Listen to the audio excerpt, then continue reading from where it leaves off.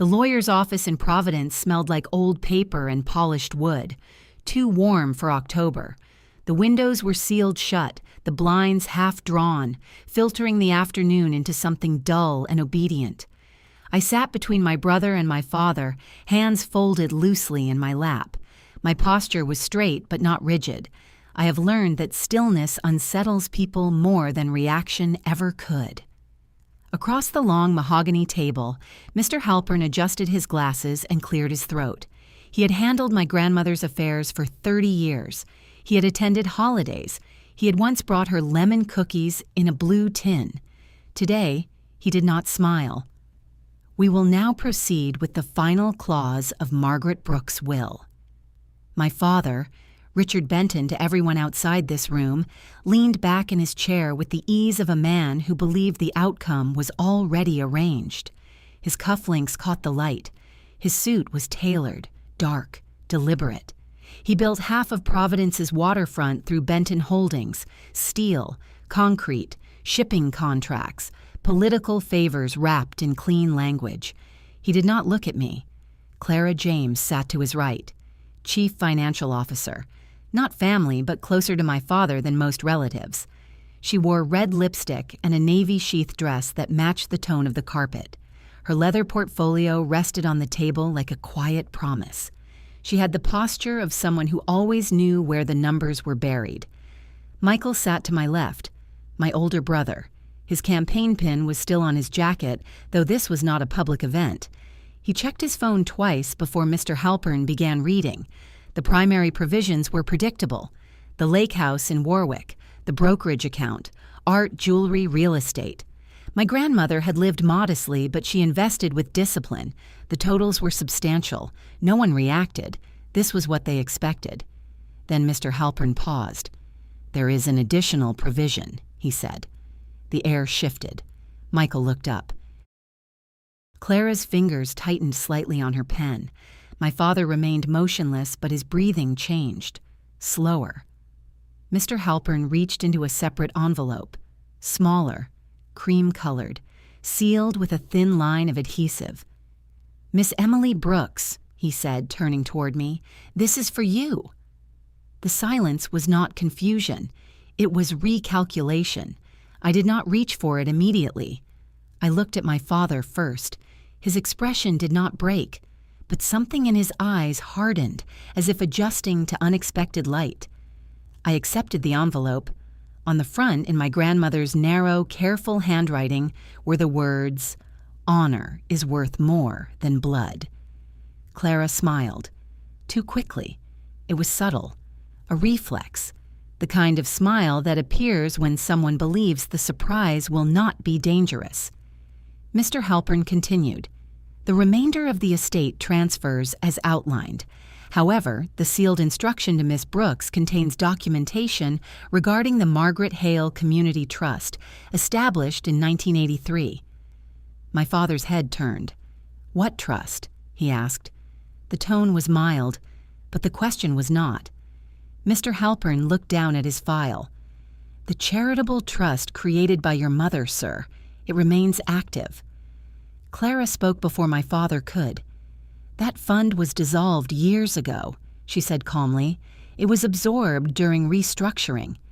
Her voice was smooth, confident. She did not glance at me. Mr. Halpern did not raise his own voice. "It was not dissolved." Silence thickened. I broke the seal on the envelope. Inside were certified copies of incorporation papers, bank statements, amendments, transfer records, my grandmother's original signature in blue ink at the bottom of each page, precise, unwavering. I did not read the letter tucked behind the documents. I looked at the numbers.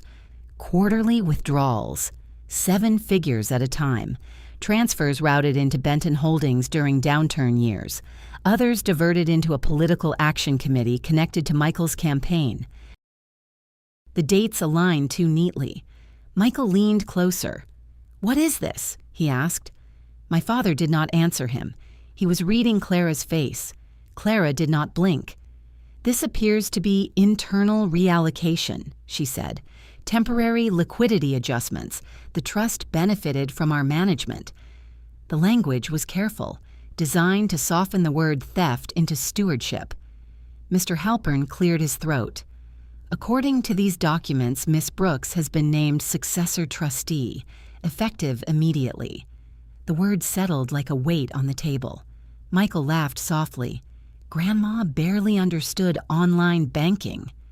She understood paper, Mr. Halpern replied. I turned another page. The trust's mission statement was written in my grandmother's hand: to support veterans and workers harmed by corporate misconduct, including but not limited to wage theft, safety violations, and unlawful termination. No one spoke. Outside, a car passed on the street below. The faint hum of traffic rose and fell. My father finally leaned forward. My mother was elderly, he said evenly. She relied on us to manage her affairs. Management does not change ownership, Mr. Halpern answered. Clara's composure did not fracture, but her fingers stopped moving. I folded the documents back into the envelope. I'll need full access to the trust records, I said. It was the first time I had spoken. My voice did not rise.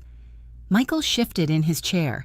This is unnecessary. If there were transfers, they were authorized. By whom? I asked. He opened his mouth, then closed it. My father's confidence had dimmed, not gone, just altered. He was calculating exposure now, not inheritance. This can be resolved privately, Clara said, finally looking at me. Emily, you don't have experience with complex fund structures. We should meet and review everything together. There it was, the assumption. I met her eyes. I don't require supervision, I said. Her smile thinned.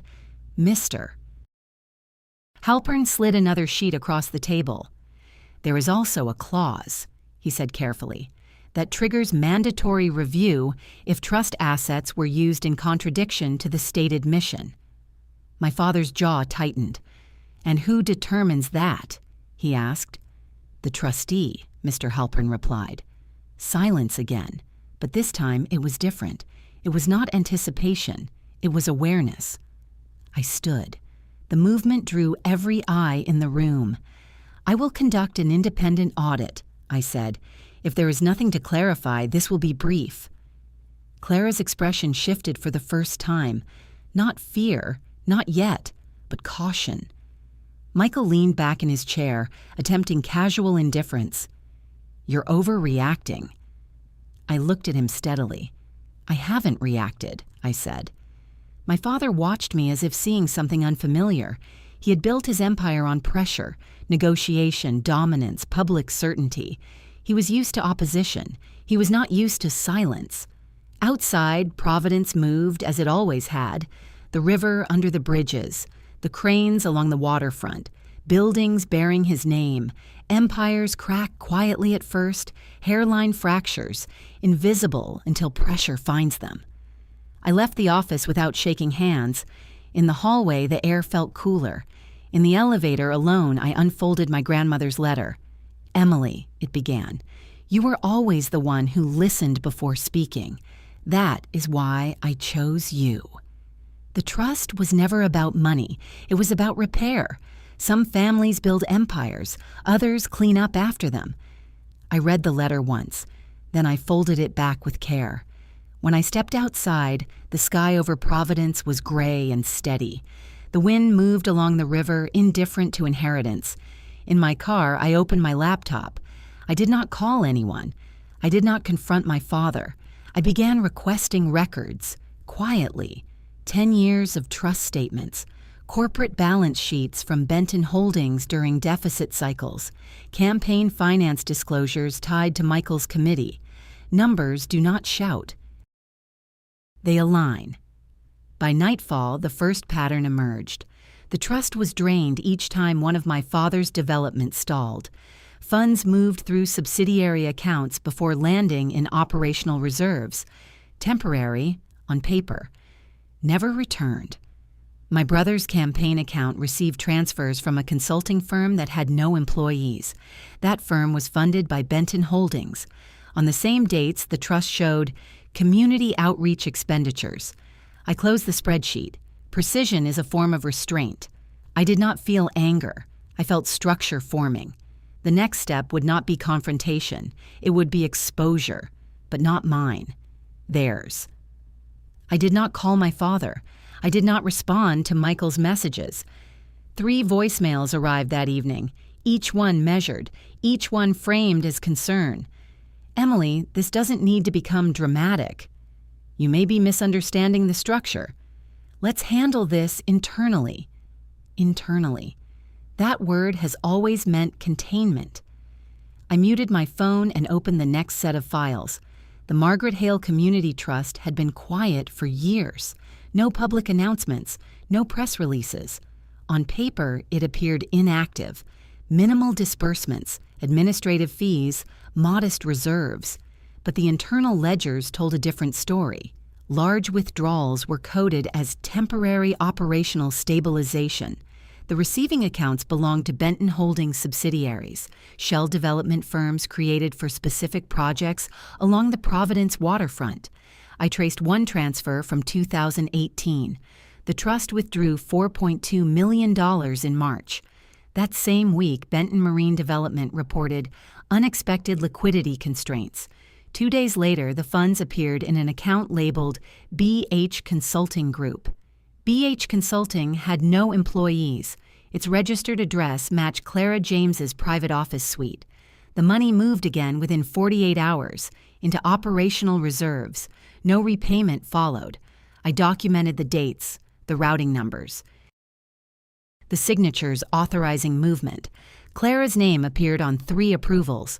Michael's campaign disclosures revealed something else. A consulting firm, East Harbor Strategies, had donated heavily to his political committee during the previous election cycle. East Harbor's funding source was Benton Holdings. On the same dates, the trust ledger showed community advocacy grants. The grants did not go to veterans. They went to East Harbor Strategies. The amounts were identical. Precision does not require emotion. It requires patience. At midnight, I opened my grandmother's original incorporation papers again. The trust charter was clear. Funds were to support veterans, injured workers, and individuals harmed by corporate negligence. Any deviation required written amendment signed by the trustee and 2 independent overseers. No amendments existed. My father had never been trustee. Clara had never been trustee. Only my grandmother. And now, legally, me. The next morning, I scheduled a forensic audit, not through Benton Holdings' preferred firm, through an independent compliance investigator in Boston, former federal prosecutor, quiet reputation, no social presence. I did not inform anyone. By noon, my father appeared at my office. He did not call ahead. He walked in with the confidence of someone who expected access. The receptionist looked uncertain. "I'll handle it," I said. He entered my office and closed the door behind him. For a moment, we stood facing each other without speaking. "You're making this bigger than it needs to be," he said. His voice was calm, controlled. "I'm reviewing documents," I replied. "That trust was dormant." "It wasn't." He exhaled slowly. "Your grandmother trusted us." "She trusted paper," I said. The silence that followed was not anger. It was distance. "You don't understand how complex these structures are," he continued. "When companies face temporary shortages, capital moves. That's how survival works." "For veterans?" I asked. His jaw tightened. "You're implying misconduct." "I'm reading numbers." He stepped closer to my desk. "If this becomes public, it harms everyone. Employees, investors, your brother's career." There it was. Not denial, consequence. "I haven't spoken publicly," I said. "Yet." He studied my face, searching for volatility. He did not find it. "You've always been disciplined," he said finally. "Don't lose perspective now." Perspective. My grandmother's handwriting surfaced in my mind. Repair. "I am maintaining perspective," I answered. He left without shaking my hand. By evening, Clara requested a formal meeting. She framed it as strategic clarification. I declined. Instead, I filed a notice with the Rhode Island Attorney General's office, Charitable Trust Oversight Division, Mandatory review triggered by potential misallocation of funds. The submission included certified copies of the original charter and preliminary financial discrepancies. No accusation, just documentation. 3 days later, the Attorney General's office responded. A formal inquiry would begin. The following week, a public hearing was scheduled at City Hall. The notice became part of public record. Michael called me that night. "You've escalated this," he said. "It was already escalated," I replied. "You're destroying the family." "I'm preserving a trust." His breathing grew heavier, not shouting, not pleading, just pressure. "You think this makes you righteous?" "I think it makes me responsible." He hung up first. The morning of the hearing, Providence was clear and cold. City Hall stood pale against the sky, its steps worn smooth by decades of processions and protests. Inside, the chamber filled quickly. Reporters, staff, community members, veterans sat in the front row. I recognized one man from the Trust's original beneficiary list, an electrician injured during a Benton subcontracting project in 2004. His claim had been quietly settled. The Trust had paid part of his medical bills. He nodded at me once. Across the aisle, Clara spoke softly to legal counsel. Michael adjusted his tie repeatedly. My father sat upright, expression composed. When my name was called, I stepped forward. I placed the binder on the table. No speech prepared, no accusations, just sequence. The original charter, the withdrawal dates, the routing paths, the absence of amendments, each document projected onto the screen behind me. The room grew quieter with each page. When the investigator from the Attorney General's office asked whether I had authorized any transfers, I answered clearly, no. When asked whether the funds had been repaid, I answered again, no. Michael shifted beside his attorney. Clara's posture remained straight, but her hands tightened visibly on the table. Finally, the question came to my brother. "Were you aware that campaign funds traced back to a charitable trust designated for injured workers?" Silence. He looked toward my father. My father did not look back. Michael swallowed once. "Yes," he said. The word was not loud, but it altered the room. Clara's eyes closed briefly. The investigator continued calmly. "Did you consider the restrictions outlined in the trust charter?" Michael hesitated. "I assumed the transfers were compliant." "Based on whose representation?" He did not answer immediately. "Based on internal counsel," he said finally. Clara did not move. My father stared straight ahead. There was no shouting, no collapse, just record. By afternoon, the Attorney General announced provisional reinstatement of the trust under court supervision. All disputed funds would be frozen pending full audit. I was confirmed as acting director during the investigation. Outside City Hall, cameras waited. I did not stop. I walked past them. Behind me, I heard my father speaking to reporters. Controlled, measured, framing. But the cracks were visible now, not dramatic, structural. That evening, I returned to my grandmother's letter. Some families build empires, others clean up after them. I signed the first emergency authorization for assistance the next morning, a former warehouse worker injured during a dock collapse, medical bills unpaid. The trust transferred funds directly to the hospital, not through intermediaries, not through subsidiaries, direct. I did not feel triumphant. I felt aligned. The empire had not fallen, but it had shifted, quietly. The court did not rush. Systems rarely do. The provisional order froze $12 million across 5 Benton subsidiaries. Lines of credit tightened within hours. Investors called emergency meetings. News outlets used careful words: review, oversight, discrepancy. They avoided the word misuse, but the word was already present. For 6 weeks, forensic auditors reconstructed the trust's path through layered accounts. Each transfer left a mark, each mark connected to a decision. Most of those decisions carried Clara's authorization code. My father did not attend the second hearing. Clara did. She wore gray this time, no red lipstick. Michael sat behind counsel, silent. The campaign had paused. Donations slowed. Statements were being drafted carefully. I remained at the far end of the table. The state investigator summarized the findings without emotion. The Margaret Hale Community Trust was systematically utilized as a liquidity reserve for Benton Holdings between 2012 and 2021. Funds designated for veterans and injured workers were diverted without amendment to the trust charter. No documented consent from the trustee exists. No one interrupted. The transfers were concealed under coded designations to obscure charitable origin. Concealed. Clara's hands rested flat on the table. She did not tremble. She did not defend herself. When asked directly whether she had knowingly reclassified restricted funds, she answered quietly, "Yes." The admission was procedural. It carried more weight than argument ever could. The court ordered immediate restitution of all diverted assets with interest. Penalties were assessed. Benton Holdings' charitable status was suspended pending compliance review. Clara resigned that afternoon.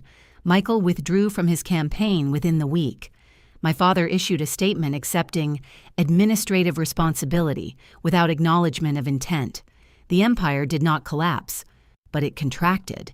Investors recalibrated, boards restructured, oversight committees formed. In private, my father requested a meeting, not at his office, at home. I arrived at dusk. The house on the hill overlooking Providence had always felt larger than necessary. Tonight it felt empty. He was standing by the window when I entered. "You won," he said without turning. "I restored the trust," I replied.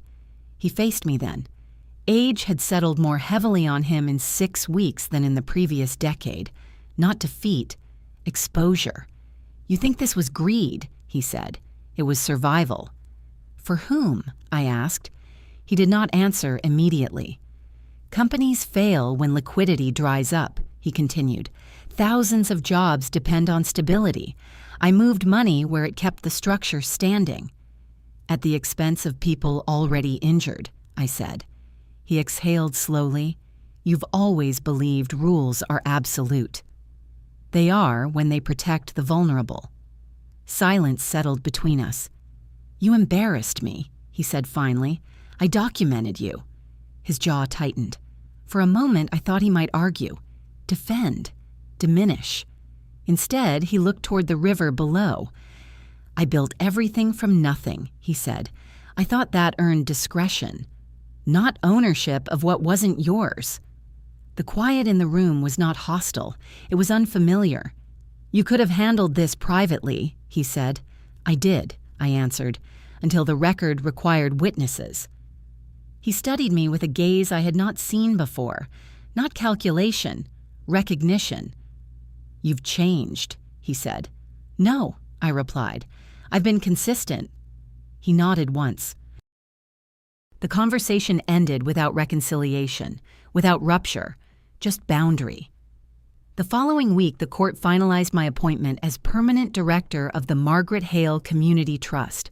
Oversight remained, audits scheduled quarterly, transparency mandatory. I signed each compliance form without hesitation. The first public grant cycle reopened quietly. Applications arrived from dock workers, warehouse employees, mechanics injured on subcontracted sites. One file held photographs of a collapsed scaffold bearing Benton Holdings insignia. I approved the claim. Funds transferred directly. No intermediaries, no subsidiaries. Direct. Reporters requested interviews. I declined. The trust released a brief statement outlining its restored mission and compliance framework. No commentary on the investigation. No mention of family. The empire adjusted. Benton Holdings divested 2 waterfront properties to repay penalties. A new CFO was appointed. External, independent. My father's name remained on buildings, but it carried weight differently now. Less myth, more structure. Michael relocated to Washington, taking a consulting role away from local politics. Clara did not reappear publicly. Providence returned to its rhythm. The river continued moving under the bridges. At the trust office, once a dormant account on paper, staff now processed claims daily.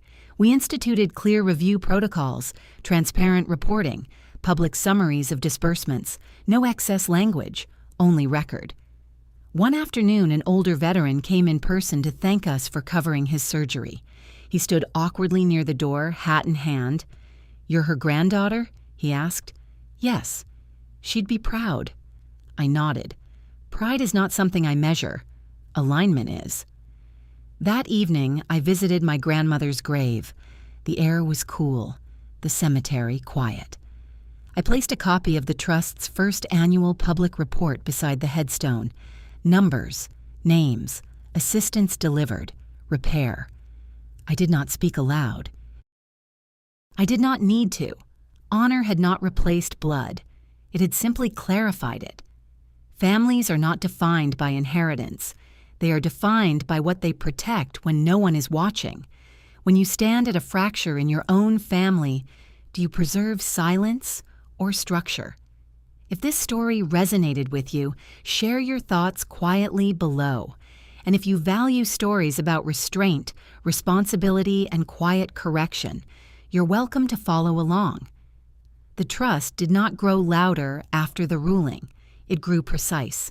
3 months after the court order, the Margaret Hale Community Trust released its first fully audited quarterly report.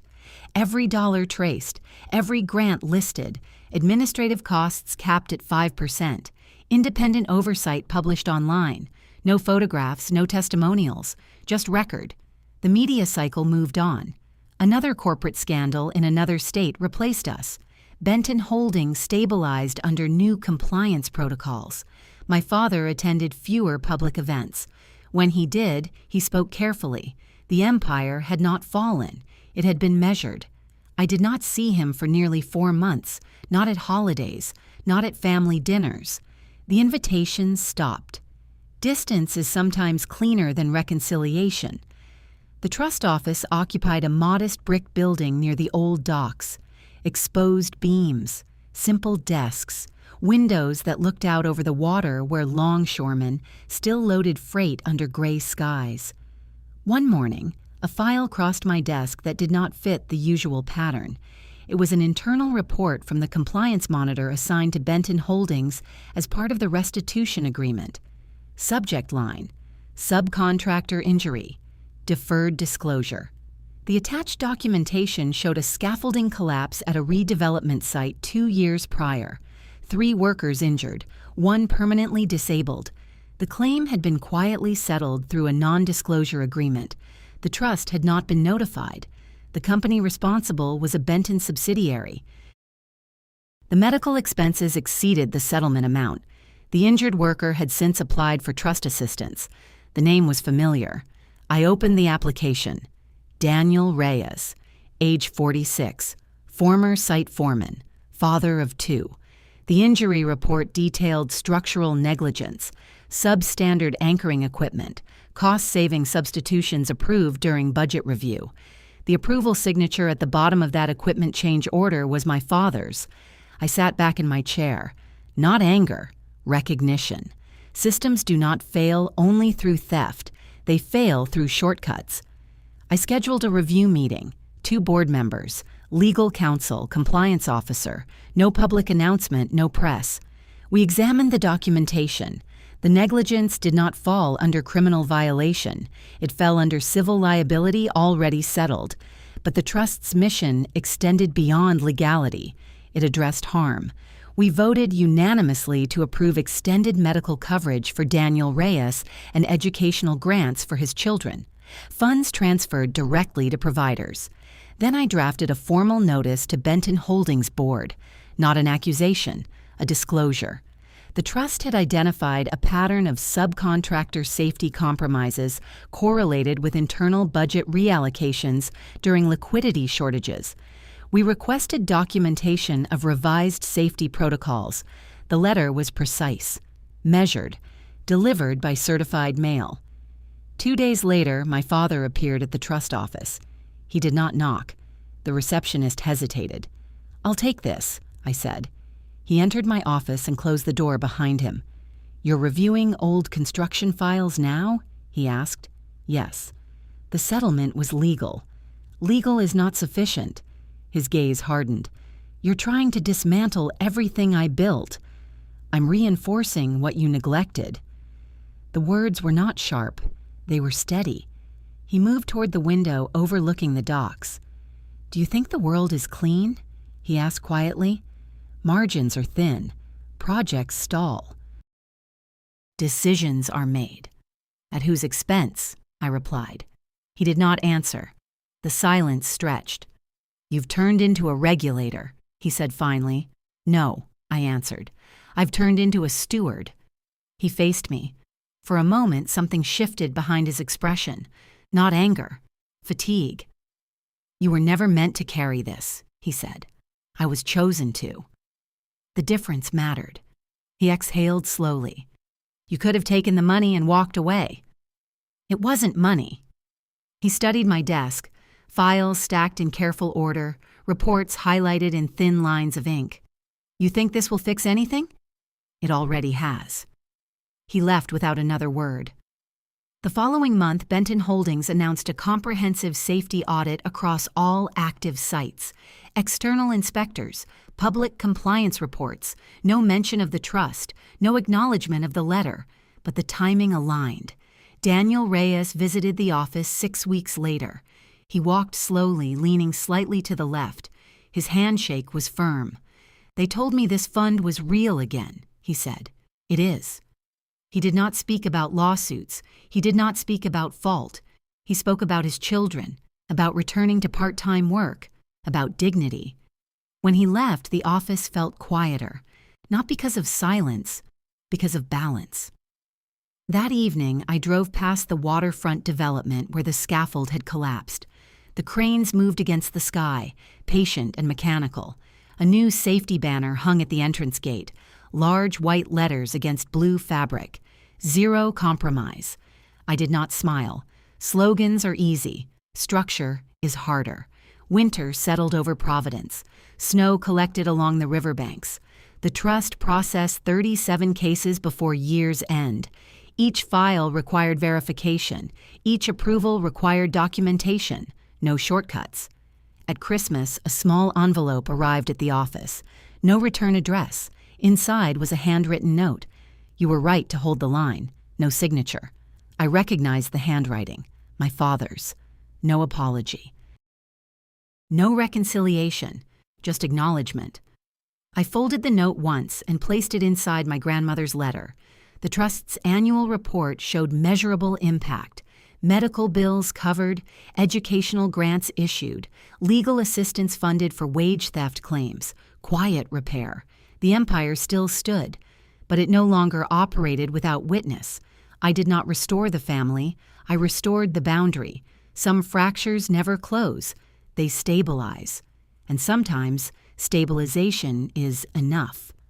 When you uncover harm within your own foundation, do you protect the structure or the people beneath it? If this chapter resonated with you, I invite you to reflect quietly.